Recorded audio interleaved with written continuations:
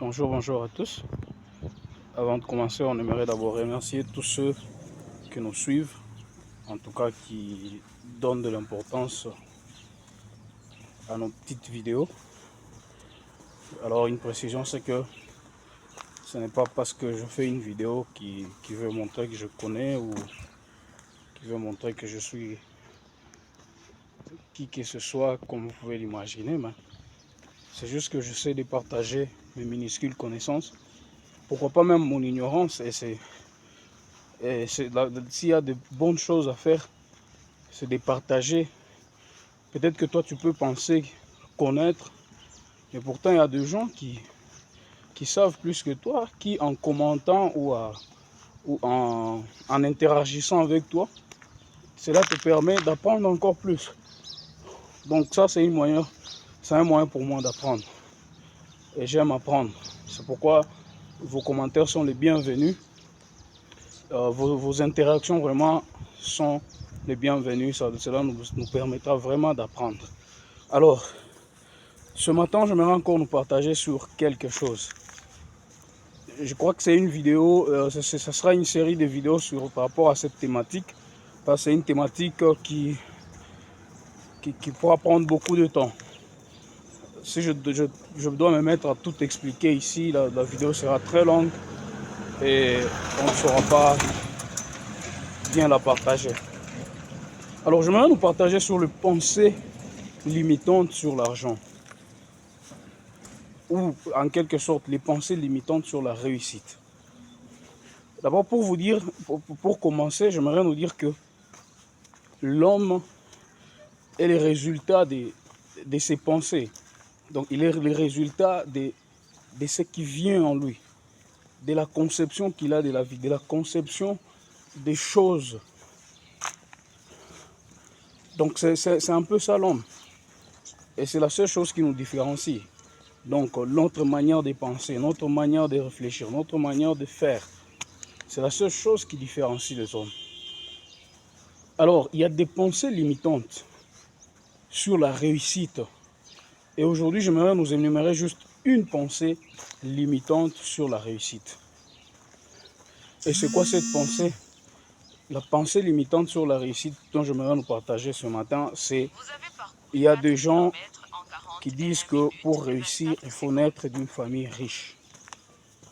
Pour réussir, il faut naître d'une famille riche.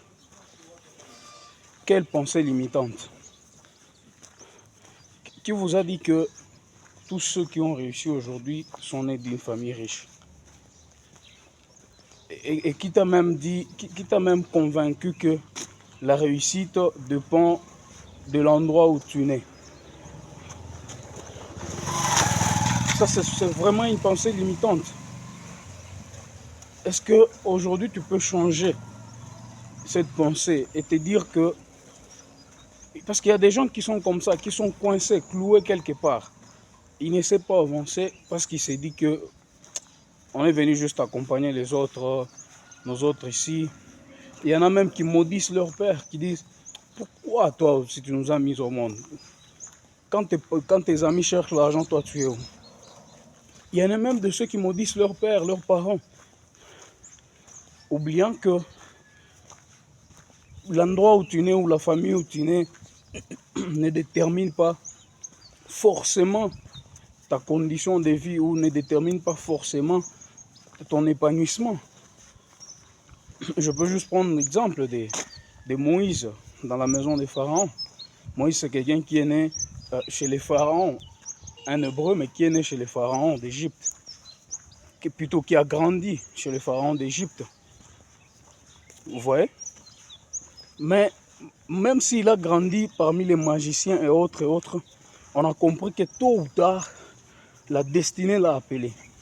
Tôt ou tard, il a fini par sortir en lui la meilleure version de lui-même, celle du Sauveur. Même s'il était né dans une famille, ou même s'il a grandi dans une famille des occultistes, des sorciers, des magiciens, dans la magie de l'Égypte, mais tôt ou tard, son identité hébraïque a fini par se dévoiler.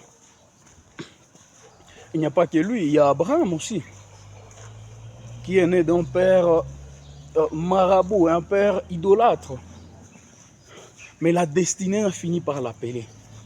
Est-ce qu'il y a quelqu'un ce matin qui croit qu'il a une destinée? Est-ce que quelqu'un est convaincu qu'il a une destinée? Au-delà du fait de naître dans une quelconque famille, tu as une destinée. Alors tu n'as pas à te limiter. Tu n'as pas à avoir des pensées limitantes en toi pour dire que je suis né dans une famille pauvre, je suis venu accompagner les autres. C'est faux, c'est possible même avec toi. C'est possible.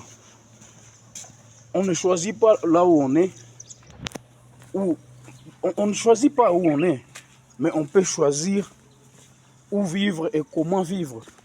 On peut choisir. On peut choisir ce qu'on peut, comment on peut évoluer, comment on peut se démarquer autrement. Ça, on a le choix. Est-ce que tu peux cesser à te limiter? Est-ce que tu peux briser cette limite-là? Est-ce que tu peux briser cette pensée-là qui te limite, qui te retient à un endroit où tu te dis, parce que je suis né d'une famille pauvre, je suis venu accompagner les autres. J'aimerais te dire ce matin que tu n'es pas venu accompagner les autres. Tu n'es pas venu accompagner les autres. Tu as une destinée. Dieu a un plan merveilleux sur toi. Dieu te connaît. Peu importe la famille dans laquelle tu es né. Dieu te connaît. Même l'exemple de notre Seigneur Jésus, il est né. Imaginez un peu les conditions dans lesquelles il est né. Dans une bergerie. Dans une bergerie.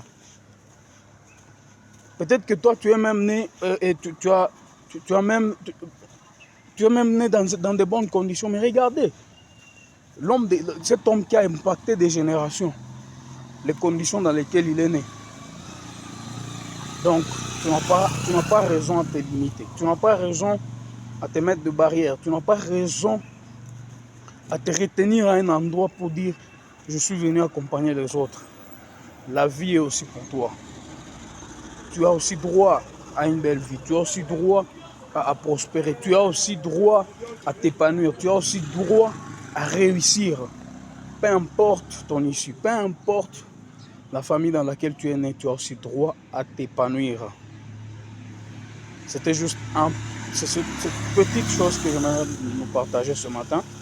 Alors, si cela t'a plu, dis-moi ce que tu en penses en commentaire. Et n'oublie pas de partager parce que cela pourra aussi aider quelqu'un d'autre. Merci.